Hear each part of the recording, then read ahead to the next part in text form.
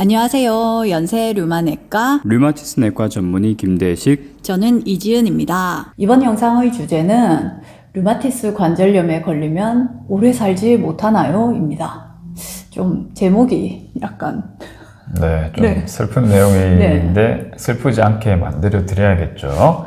처음 이제 류마티스 관절염 환자분들이 저희 병원에 오셔서 진단을 받고 이것저것 여쭤보시는 것들이 많습니다. 당연히 처음 이제 병의 진단을 받으면 병의 경과와 치료에 대해서 저희가 설명을 드리고요. 수명에 대해서 여쭤보시는 분들이 있으시죠? 네, 많죠. 특히 이제 대부분은 이제 20대에서 50대 사이 이제 여성분들이 많기 때문에 진단을 받으면 저희 아이는 아직 어린데 제가 류마티스 관절염 진단을 받으면 저희 아이는 어떡하나요? 저는 오래 살 수 있나요?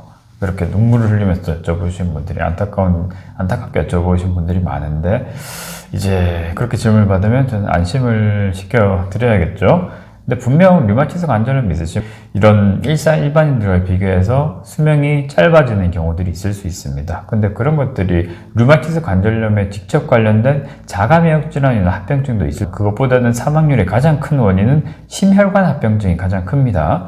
이 심혈관 합병증이라는 거는 우리가 흔히 심장으로 가는 혈관, 그 다음에 머리로 가는 혈관 같은 것들이 막히면서 심근경색, 뇌혈증 같은 것들이 생기는 거죠. 그걸로 인한 급사가 가장 큰 경우가 많고, 분명 류마티스 관절염 자체 때문에도 이 면역 기능 반응 이상이 생기면서 그걸로 인해 혈관염이라든지 다양한 자가면역 질환이란 합병증이 생기는 경우도 있을 수 있습니다. 류마티스 질환이 만성염증이 생기는 질환이라서 그렇죠. 어떻게든 전신적으로 영향이 가니까 그렇겠죠? 그렇죠. 만성염증으로 인해서 몸속에 사이토카인이라든지 면역 복합체 같은 것들이 영향성을 미치면서 다양한 합병증들이 생길 수 있고, 이런 만성염증으로 인해서 급사라든지 심근경색의 위험도가 올라가는 건 맞거든요.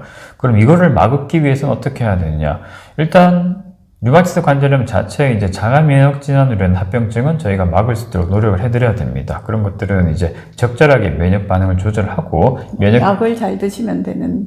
그렇죠. 그것들에 의해서는 저희가 미리 그런 것들이 생길 수 있는 혈관염증이라든지 그런 것들이 합병증이 생길 수 있는 인도들을 미리 체크를 해서 그런 인도가 가능성이 높다면 그걸 낮출 수 있도록 저희가 면역기능 조절제를 써야 되는 거죠. 그건 저희 주치의 영역이기 때문에 그건 저희한테 맡겨주시고 약을 잘 챙겨 드시면 되고, 그러면은 환자분들이 직접 또 그런 걸 막기 위해서 뭘 해야 되느냐. 말씀드린 거죠. 심혈관 합병증의 빈도가 높을 수 있거든요. 고혈압, 당뇨, 고지혈증 이런 것들이 생기게 되면은 그런 합병증이 생길 수 있는 확률이 올라갑니다. 그렇기 때문에 일반인들보다 좀 더 유지가 잘 되는 것들이 좋고요. 혈압도 미리미리 체크하시고, 물론 저희 병원 오시면 저희가 혈압은 오실 때마다 체크하는 거고, 혈당도 오실 때마다 체크하시는 거. 그렇죠.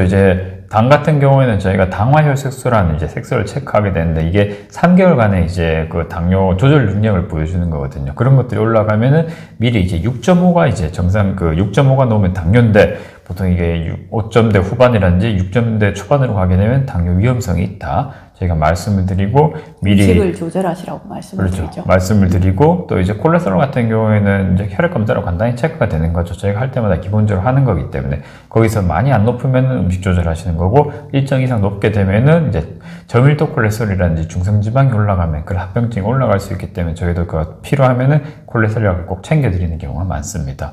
그리고 환자분들이 하실 거는 또 그걸 막기 위해서, 만약 고혈압, 당뇨, 고지혈증이 진단이 됐다. 그럼 약을 잘 챙겨 드시면서 관리를 해야 되는 거고, 또 그걸 막기 위해서는 짠 음식이라든지 연분만이든지 그런 걸 피하고, 혈압 같은 거는 중간에도 한 번씩 체크를 해보시는 거 하는 것들이 좋아요.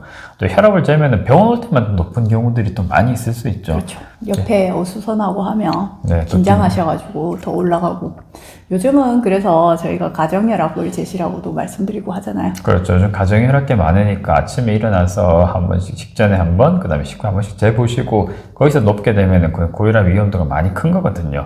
그때는 꼭 체크를 하셔가지고, 만약 그것도 일정 범위 이상으로 높다면 약을 드시는 거고, 그 정도가 아니라면 음식 조절해서 관리를 하셔야 됩니다.